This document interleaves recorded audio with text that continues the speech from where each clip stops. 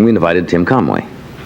And Tim said he had to come a little late, so we're happy. He spent his last date on a Tonight Show ticket.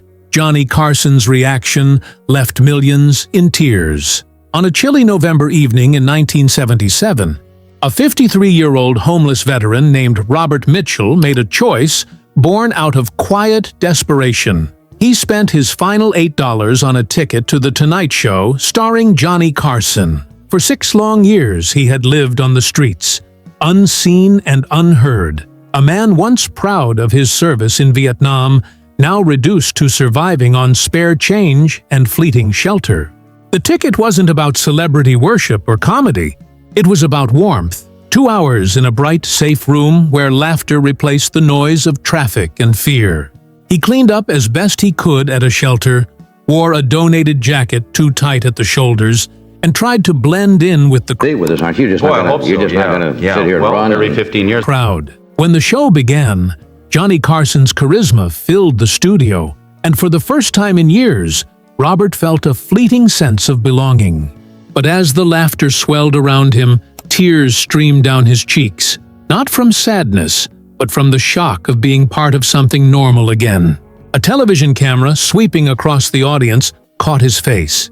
In the control room, the director lingered on the image, perhaps sensing the gravity of it, and on a monitor, Johnny Carson noticed the crying man in row 12. Without warning, he stopped mid-conversation, excused himself from his guest, and walked off the stage into the audience, something unheard of in the rigid world of late-night television. The room fell silent as Johnny climbed the steps and sat beside the stranger. "Hey, are you all right?" he asked softly.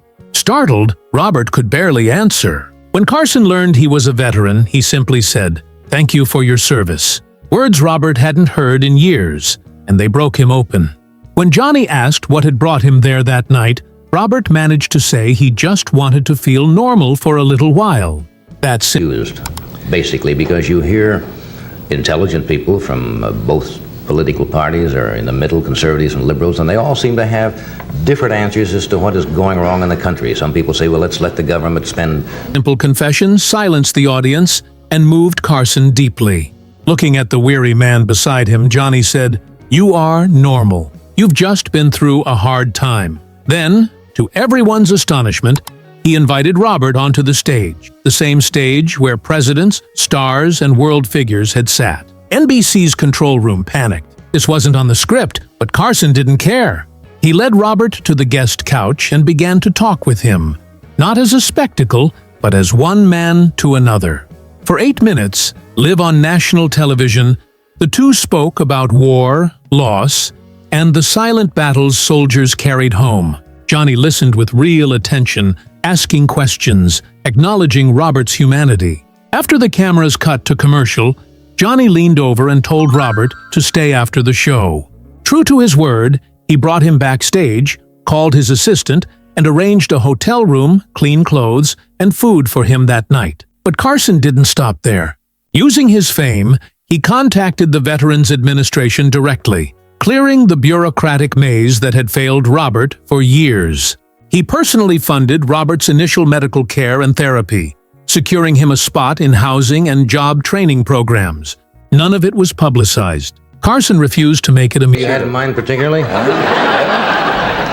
No, I said this. media stunt. "I'm not doing you a favor," he told Robert. "I'm doing what should have been done a long time ago." The segment aired unedited. NBC couldn't cut it from the broadcast, and it touched millions. Viewers flooded the network with letters and calls, moved by the sight of one man simply seeing another. Veterans groups reached out to offer help, donations poured in, and for a short while the story became a symbol of compassion. But for Robert, it was more than a symbol. It was a turning point. With steady support and treatment, his PTSD improved. He found work helping other veterans navigate the same system that had once shut him out. Within 6 months, he had an apartment and stability for the first time in years. Every Christmas, for the next 2 decades, Robert wrote to Johnny, thanking him not for the money or the opportunities, but for restoring his sense of worth. "You reminded me I was still a person," one letter said. The moment also changed Carson. Those 8 minutes made him more aware of the people behind the cameras, the stagehands, and even the audience members who might be carrying unseen pain. Quietly, without fanfare, he began supporting charities for veterans and mental health, preferring to act rather than speak. Years later, when asked why he'd stopped the show that night, Johnny's answer was simple: because he was there, and he needed to be seen. What else was I supposed to do? Robert lived 3 more decades after that night, remarried, and became a grandfather. He dedicated his later years to counseling former soldiers, telling them that being seen could be the first step toward healing. When he passed away in 2007, 2 years after Carson's own death, his obituary began with the line, "Robert Mitchell, the man Johnny Carson stopped The Tonight Show for, has passed away peacefully. In his final years, Robert often said that Johnny gave him his life back, not through charity, but through recognition. When you're homeless," he once told an interviewer, "you start believing you don't exist. Johnny reminded me I did." The story endures because it wasn't about fame rescuing poverty, but about a simple act of attention. The moment one person looked at another and said, "I see you." In a world that moves too fast, where it's easy to look past those who suffer, Carson's decision to stop everything remains a reminder of how much power there is in seeing someone fully. What made that night unforgettable wasn't that a celebrity helped a Well, I didn't know whether that's where you wanted me or not. So I just figured, you know, Since the first roll is on, I'll have it roll. Yeah. homeless man, but that, for 8 minutes, television stopped being performance and became pure humanity. Millions watching at home cried not just for Robert, but for the countless invisible people they'd overlooked in their own lives. Johnny's legacy will always include the laughter, the jokes, and the interviews, but it also includes that moment in 1977 when he walked into the audience, sat beside a broken man, and treated him like an equal. And Robert's legacy isn't homelessness or hardship, but resilience, proof that sometimes all it takes to change a life is to stop, listen, and acknowledge another person's existence. The truth at the heart of their story is timeless.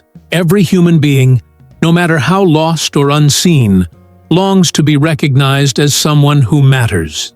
Robert spent his last $8 chasing that feeling. Johnny Carson gave it back to him, and, in doing so, reminded millions what it really means to be human.